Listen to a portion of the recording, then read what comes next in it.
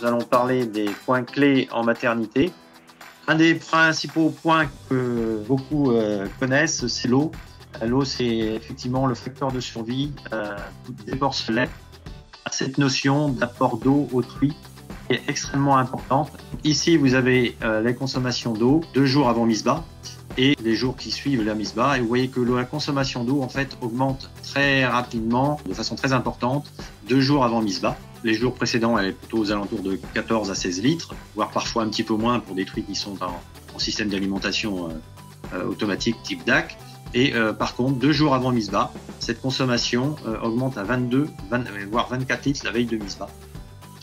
Donc ça, c'est très important et c'est parfois des points qui ne sont pas suffisamment respectés et qui peuvent altérer à la fois le déroulement de la Misbah et le démarrage en lactation. Qu'est-ce qui se passe à ce moment-là, sur ces deux jours qui précèdent la Misbah? La truie ne produit pas encore énormément de lait. Par contre, c'est tout le tissu mammaire qui se développe. Et comme vous le savez, le tissu, c'est de l'eau. La truie a besoin d'apport d'eau justement pour générer ce tissu mammaire. Donc c'est extrêmement important. Et bien sûr, tout de suite après Misbah, eh bien, la lactation démarre. Et là, les besoins effectivement augmentent de façon importante. Vous voyez, pour atteindre déjà au bout de 3 jours, entre 25 et 30 litres d'eau par truie. Alors ça, ce sont bien sûr des moyennes. Certaines truies boivent moins, mais certaines truies boivent plus. Donc c'est vraiment un point important pour un bon déroulement de la lactation et une bonne prise de colostral des porcelets et puis une bonne croissance aussi ultérieure des porcelets. Il est parfois difficile de faire boire de telles quantités d'eau.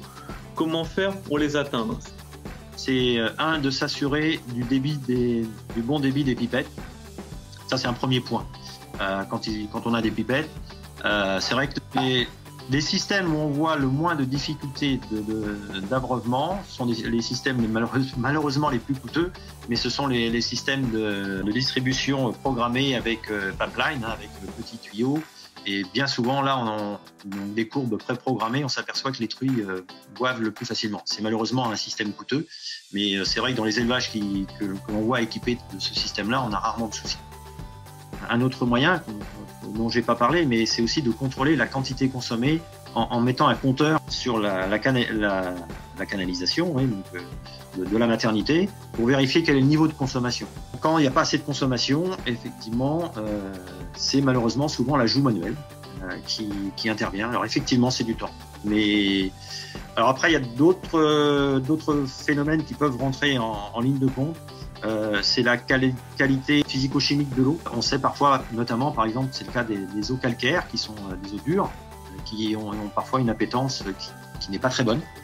Donc les truies peuvent être aussi sensibles à cela. Donc ça peut être parfois intéressant de rajouter des acides dans l'eau pour apporter une appétence supplémentaire. Donc voilà, il n'y a pas de solution miracle, c'est un petit peu adapté en fonction de chaque élevage. Et voilà quelques pistes.